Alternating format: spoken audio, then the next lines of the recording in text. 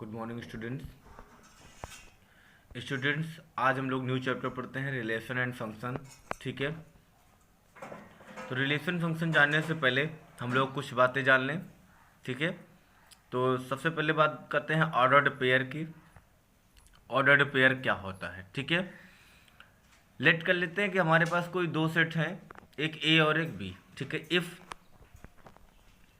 A and B are two sets then A comma B B a ordered pair of element a and b। ठीक है, जहाँ a where such that a belongs to a and b belongs to b। ठीक है, तो जो हमारा ordered pair होगा a comma B होगा, क्या होगा? a comma B. a comma B is a ordered pair of element a and b। कह सकते हो इसको स्मॉल a कर लो। ठीक है, इसको स्मॉल b कर लो। एलिमेंट a और b का क्या होगा? ऑर्डर्ड पेयर होगा। कौन? a comma B. ठीक है, where a belongings to a and b belongings to b होगा। ठीक है, ordered pair a comma b। ठीक है, a is called first component of component and b is called second component. a comma b ordered pair में a को first component कहा जाएगा और b को सेकेंड कंपोनेंट कहा जाएगा। ठीक है स्टूडेंट, अब देखिए कार्टेशियन प्रोडक्ट। कार्टेशियन प्रोडक्ट का होता है, तो let a and b are two sets then the Cartesian product of a and b are denoted and defined as. a and b two sets हैं। ठीक है, Cartesian product of a and b कैसे define होगा? देखिए a cross b is equal to a cross b is equal to a comma b such that a belongings to a and b belongings to b। तो ये होगा a Cartesian product b, a cross b। Similarly b cross a क्या होगा? b comma a such that b belongings to b, a comma a belongings to a हो जाएगा। ठीक है, example से समझते हैं इसको कैसे फाइंड आउट करेंगे हम कार्टेशियन प्रोडक्ट। तो मैंने ले लिया है a is equal to 1 2 3, b is equal to ले लिया है ए बी सी। देन पहले a की वैल्यू लिख लीजिए। ठीक, 1 2 3। b की वैल्यू लिख लीजिए ए बी सी। फिर प्रोडक्ट स्टार्ट करते हैं। देखिए हमने कहा था a comma B is a Cartesian product, मतलब a कॉमा बी। यहाँ देखिए a कॉमा बी, a कहाँ का एलिमेंट है? फर्स्ट a का एलिमेंट है, और b कहाँ का एलिमेंट है? b का एलिमेंट है। a फर्स्ट कंपोनेंट होता है और b क्या होता है? Second component. तो देखिए 1 को यहाँ से ले लीजिए, क्या ले लेंगे? 1। सभी के साथ ऑर्डर्ड पेयर के रूप में लिख देंगे। ठीक है, ये फर्स्ट कंपोनेंट का कार्टेशियन प्रोडक्ट हो गया। ठीक है, फिर सेकंड कंपोनेंट 2 को ले लीजिए।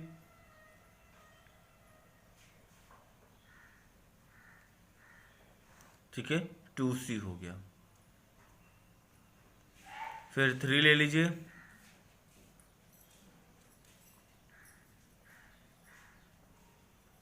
सी हो गया। ठीक है, देखिए कार्टेशियन प्रोडक्ट में जो a कामा b होता है, फर्स्ट एलिमेंट a का होना चाहिए और सेकंड एलिमेंट b का होना चाहिए।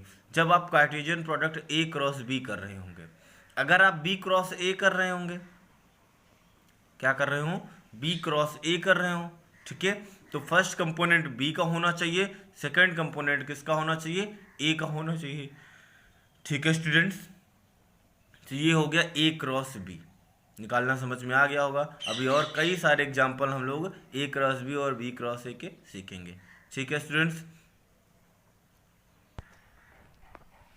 ठीक है, नोट देखिए a cross b is equal to 5। अगर क्या है? a cross b is equal to क्या है? 5 है। This implies that a is equal to 5 और b इज इक्वल टू 5। अगर a क्रॉस b की वैल्यू इम्पटी आ रही है, ठीक है, तो या तो a इम्पटी होगा या तो b इम्पटी होगा। ठीक है, a cross b is not equal to 5 if, ठीक है, अगर a क्रॉस b 5 नहीं है। ठीक है, ठीक है स्टूडेंट्स, अगर A cross B is not equal to 5 if and only if A not equal to 5 and B is not equal to 5। या तो ठीक है, A और B दोनों 5 नहीं होंगे। देखिए जनरल केस क्या होता है, A cross B is not equal to B cross A होता है। जनरली केस पर A cross B is not equal to B cross A के होता है। ठीक है, इन पर्टिकुलर अगर आपसे कह दिया जाए कि A cross B is equal to B cross A, अगर दोनों क्या हैं, सेम हैं, दोनों क्या हैं, सेम हैं, this implies that if and only if तब 100% श्योर है कि A और B क्या होंगे, इक्वल होंगे। A is equal to B होगा। ठीक है स्टूडेंट्स, अब Cartesian product of three sets, Cartesian product of three sets की बात करते हैं।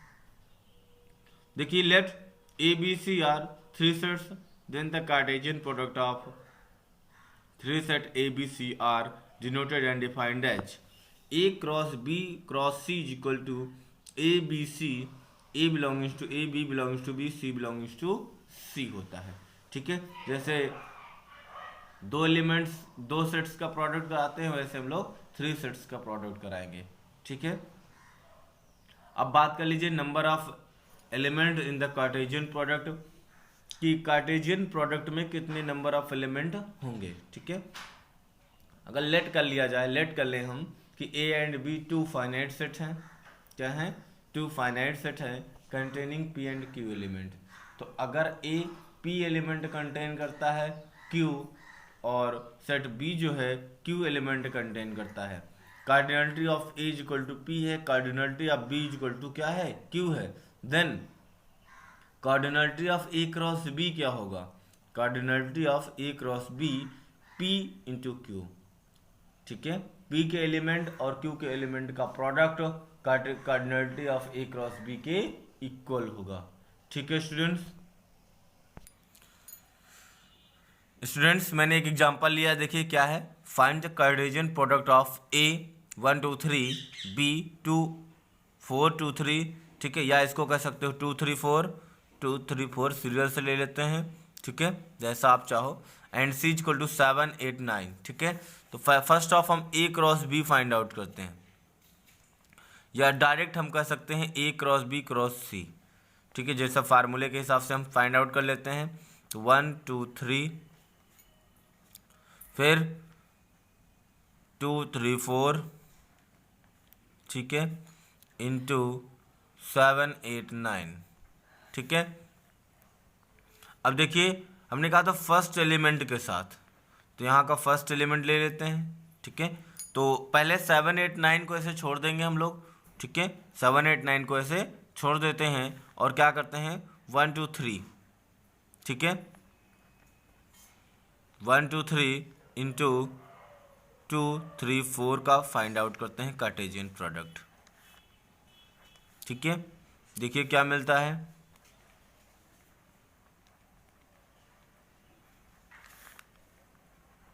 देखिए 1 2 1 3 1 4।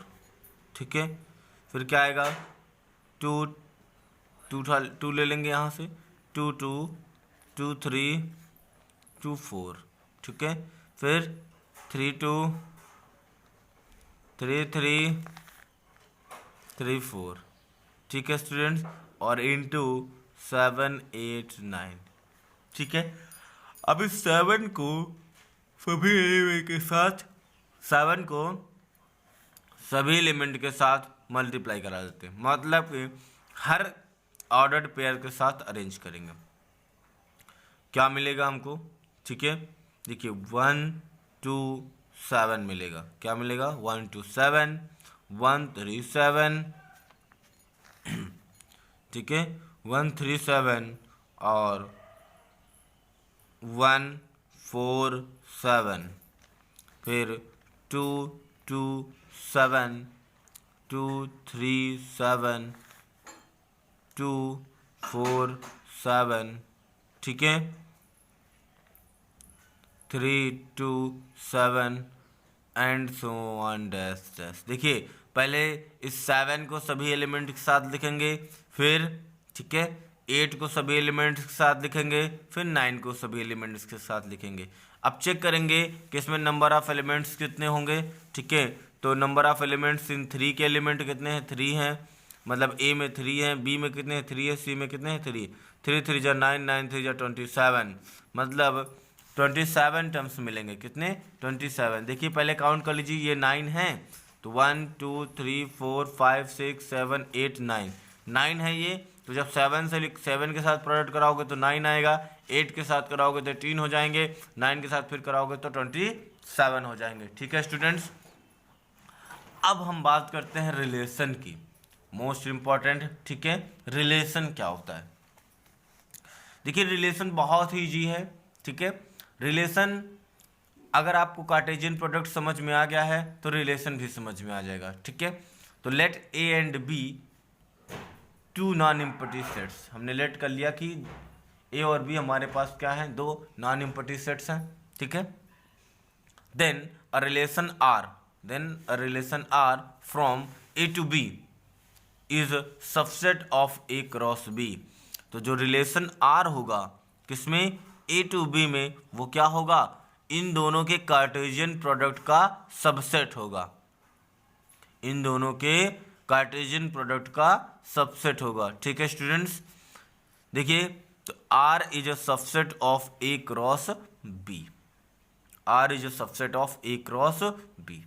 तो if R is a relation from A to B, this implies that, यानी conversely if and only if, इसको क्या कहते हैं, इफ एंड ओनली इफ का सिंबल है। तो R is a subset of A cross B होगा। R is equal to x y, x belongings to A, Y belongings to B। देखिए हमने लिया यहाँ पर A is equal to 1 2 3, B is equal to ABC। Then पहले हम इसका Cartesian product find out करते हैं। क्या फाइंड आउट करते हैं, Cartesian product A cross B, 1 2 3 into ABC। ठीक है, तो देखिए 1A आ जाएगा, 1B आ जाएगा, 1C आ जाएगा, 2A आ जाएगा, 2B आ जाएगा, 2C आ जाएगा। ठीक है, फिर देखिए 3A आ जाएगा, 3B आ जाएगा, 3C आ जाएगा। ठीक है, तो अब ये कार्टेशियन प्रोडक्ट हमको मिल गया A क्रॉस B। क्या मिल गया, A क्रॉस B। जरा A क्रॉस B यहाँ एक बार लिख लेते हैं। ठीक है, क्या था A cross B, 1 A, 1 B, 1 C। ठीक है, 2 A, 2 B, 2 C। ठीक है, एंड ये हमारे पास लिखा ही हुआ है 1A B C। ठीक है, 2C, 3A 3B 3C। अब देखिए हमने कहा relation is a subset of A cross B। आपको पता है 1 2 3 4, ठीक है, 5 6 7 8 9 नंबर ऑफ एलिमेंट्स, कार्डिनल कह सकते हो कि जो cardinality of A cross B है वो क्या है, 9 है।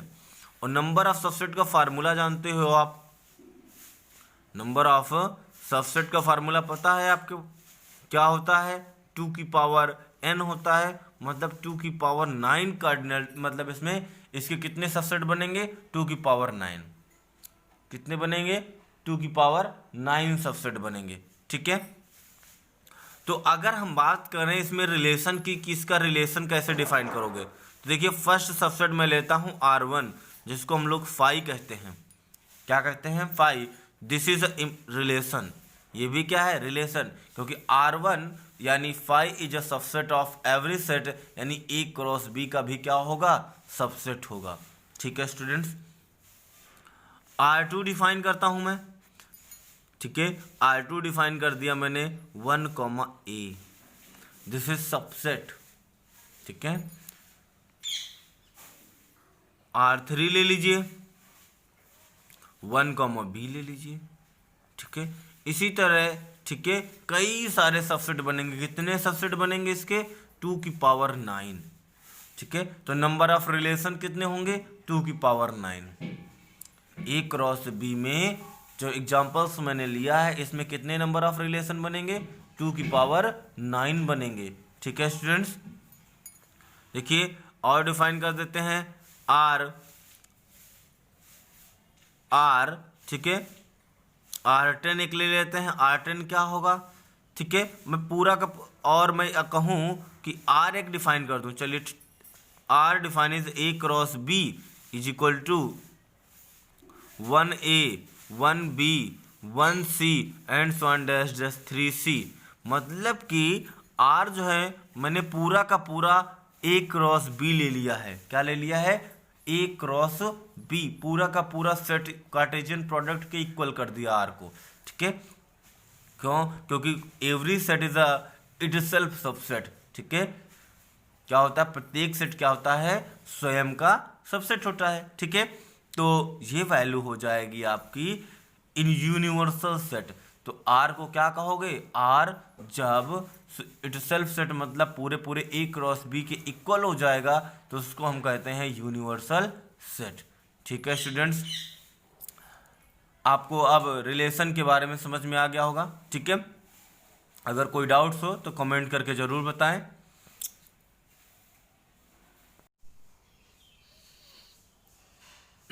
ठीक है स्टूडेंट, देखिए हम लोगों ने समझ लिया है कि रिलेशन क्या होता है। ठीक है, अब हम बात करते हैं डोमेन की। किसकी बात करते हैं, डोमेन की। ठीक है, तो अगर आपने समझ लिया कि रिलेशन क्या होता है तो डोमेन, कोडोमेन, रेंज सभी आपको बहुत आसानी से समझ में आ जाएंगे। ठीक है, तो डोमेन देखिए, let R be a relation from A to B. अगर हमारे पास आर क्या है, आर रिलेशन है कहां से, ए से बी की ओर। ठीक है, ए से बी में रिलेशन है आर। ठीक है, then domain of R, domain of R is the set of those elements A belongs to A such that A, B belongs to R। मतलब कि डोमेन ऑफ R जो होगा, जो R में A, B बिलोंग्स कर रहे हैं, मतलब जो सेट R में, रिलेशन R में A, B जो हमारे ऑर्डर्ड पेयर्स हैं उन सब का A जो है, उन सब के A का कलेक्शन, उन सब के A का कलेक्शन। ठीक है, A belongs to A such that A, B belongs to R। तो यहाँ पर जो A बिलोंग्स कर रहा है, जैसे A, B, जितने भी A, B रिलेशन R में बिलोंग्स कर रहे हैं उन सब में, उन सब का A का कलेक्शन जो होगा वो डोमेन ऑफ R कहलाएगा। ठीक है, क्या कहलाएगा, डोमेन ऑफ R। तो domain of R is equal to A belongings to A for such that A, B belongings to R। ठीक है, अभी एग्जांपल के थ्रू आपको समझ में आ जाएगा। ये है डेफिनेशन, मतलब कि रिलेशन के जितने भी ऑर्डर्ड पेयर्स हैं उसमें के सभी फर्स्ट एलिमेंट, जो फर्स्ट कंपोनेंट होते हैं उन सब का कलेक्शन डोमेन कहलाता है। ठीक है स्टूडेंट्स, अब बात करिए रेंज की। रेंज बहुत जी है। ठीक है, जब फर्स्ट एलिमेंट क्या होता है, फर्स्ट एलिमेंट क्या है, फर्स्ट एलिमेंट अगर डोमेन है तो सेकंड एलिमेंट क्या है, second element is a range. ठीक है, तो डोमेन रिलेशन आर में जो सेकंड कंपोनेंट है कौन, बी, बी, इन सभी बी का कलेक्शन, जितने भी बी रिलेशन आर में बिलोंग कर रहे हैं। ठीक है, जितने भी बी रिलेशन आर में बिलोंग कर रहे हैं उन सब का कलेक्शन क्या कहलाता है, रेंज। ठीक है स्टूडेंट्स, ठीक है, अब बात करते हैं स्टूडेंट्स कोडोमेन की। कोडोमेन, तो let R be a relation from A to B, then B is called codomain. तो हमारा जो सेट है कार्टेशियन प्रोडक्ट है।